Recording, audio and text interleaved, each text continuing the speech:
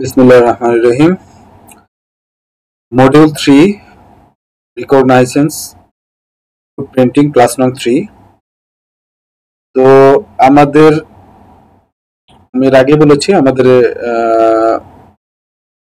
Module 3 তে lab class আমরা অনেকগুলো প্র্যাকটিক্যাল ক্লাস করব। তো আমরা আজকে দেখব, কথা না বাড়িয়ে দেখি। প্যাসিভ রিকনের ভিতরে আমরা একটা টুলস ইউজ করব, ওয়াইজ এর আমরা তিনটা ফ্রি টুলস আছে, free tools, online free tools. এটা দিয়ে আমরা একটা টার্গেট ওয়েবসাইটের আমরা কিভাবে ইনফরমেশন নিব, রিকোয়ার ইনফরমেশন গুলো নিব, সেটা প্রত্যেকটা তিনোটা আমরা স্টেপ বাই তিনোটাই আমরা দেখব স্টেপ বাই স্টেপ।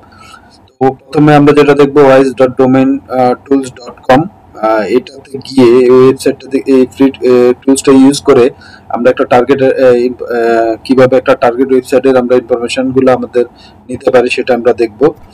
সো প্রথমে আমরা যখন গুগলে যাব, প্রথমে গুগলে গিয়ে, এর আগে আমি একবার বলেছি, গুগলে গিয়ে wise.domaintools.com এটা যখন দিব আমার এরকম একটা পেজ আসবে।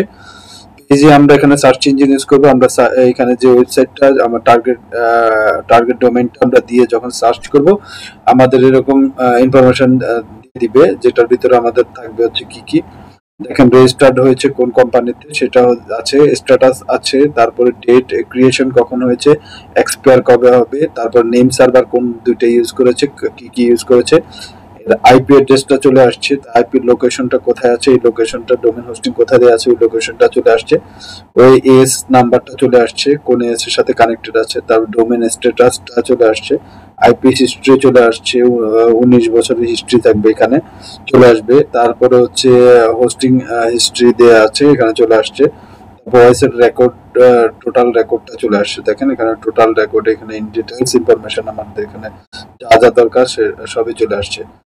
কোন কোথায় আছে দেখেন, কান্ট্রি ইউএসএ তে আছে, এবং কন্টাক্ট নাম্বারও দেওয়া আছে এখানে চলে আসছে, কোন সিটিতে আছে সেটাও চলে আসছে, তারপরে অর্গানাইজেশনের টোটাল অ্যাড্রেসটা দেওয়া আছে, এখানে অ্যাড্রেসও চলে আসছে। মানে আমার একটা ডোমেনের আমার যা যা দরকার, আমি একটা টার্গেট ইনফরমেশন যত কিছু দরকার সে আমি এই টুলসটা ইউজ করে আমি বের করতে পারছি।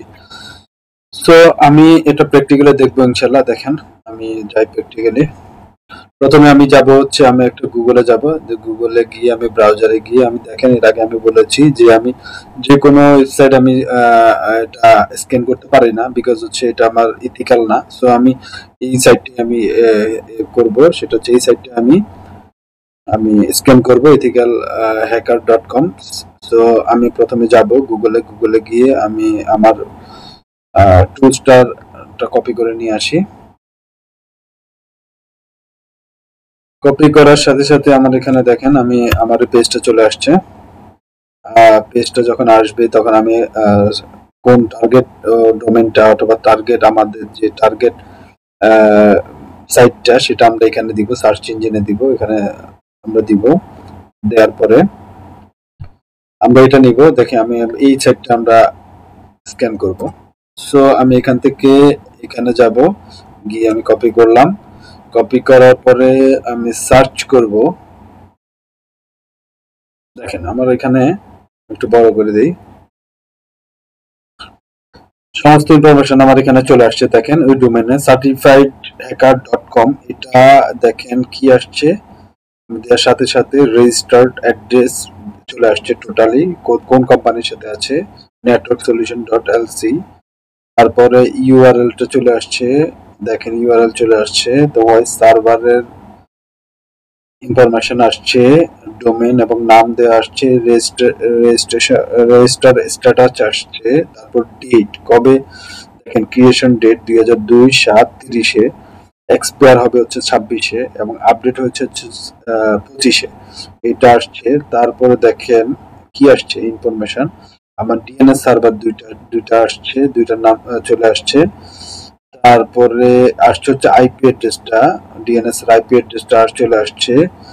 তারপর দেখেন আইপি লোকেশনটা চলে আসছে, তারপরে আছে এএসএ নাম্বারটা আসছে, তারপর ডোমেন স্ট্যাটাসটা আসছে। দেখেন তারপরে আমরা দেখলাম, দেখেন আইপি হিস্ট্রি আসছে, তারপর হোস্টিং হিস্ট্রি চলে আসছে, কত বছর, 10 বছর, এটা 10 বছর আগে করা হয়েছিল, আইপিটা 19 বছর আগে, ঠিক আছে, নেওয়া হয়েছে। তারপর ওয়াইজ রেকর্ড চলে আসছে, দেখেন পুরো রেকর্ডটা দেখেন, লাস্ট আপডেট হয়েছে 25 সালে।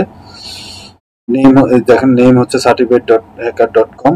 তারপরে রেজিস্ট্রেশন ডোমেইন আইডি দেয়া চলে আসছে। তারপরে আমরা এখানে পুরো দেখি, হোয়াইস সার্ভার এটা চলে আসছে, কোম্পানির নাম এবং আপডেট হয়েছে কখন এটা ডিটেলস। তারপরে দেখেন কোন লোকেশনে আছে সেটাও চলে আসছে। দেখেন অর্গানাইজেশন অ্যাড্রেসটা কোথায় আমার হোস্টিং দেওয়া আছে ওটাও চলে আসছে, কোন সিটিতে আছে সেটাও আসছে।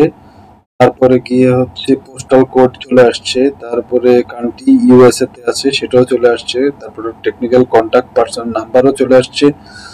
তারপরে গিয়ে দেখেন এখানে মেইলিং অ্যাড্রেস, এটা একটু মেইলিং অ্যাড্রেসটা চলে আসছে, দেখেন মেইলিং অ্যাড্রেসও চলে আসছে। তারপরে ওই সাইটটার আমার দেখেন খুবই মোস্ট ইম্পর্টেন্ট ও টেকনিক্যাল কন্টাক্ট যা আছে টোটালি এখানে আমার এখানে চলে আসছে এই রেকর্ডে।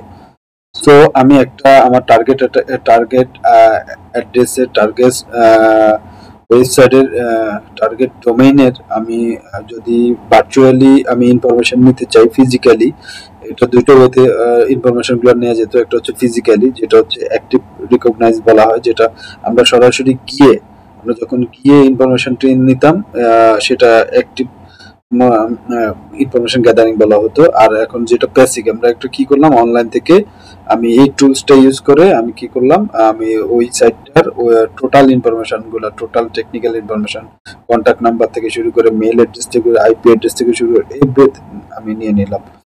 তো আমি এই টুলসটা ইউজ করে এভাবে আমি আমার একটা কোম্পানির আমি একটা ওয়েবসাইটের আমি ইনফরমেশন গুলো নিতে পারি। তো এটা হচ্ছিল আমাদের একটা টুলস voice.domain-tools.com।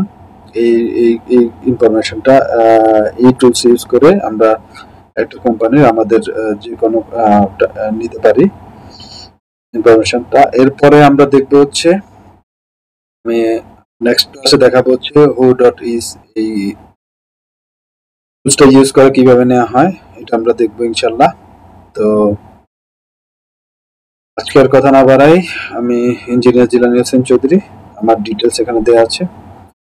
সো আমি নেক্সট ক্লাসের জন্য আমরা ওয়েট করি। ভালো থাকবেন, আসসালামু আলাইকুম।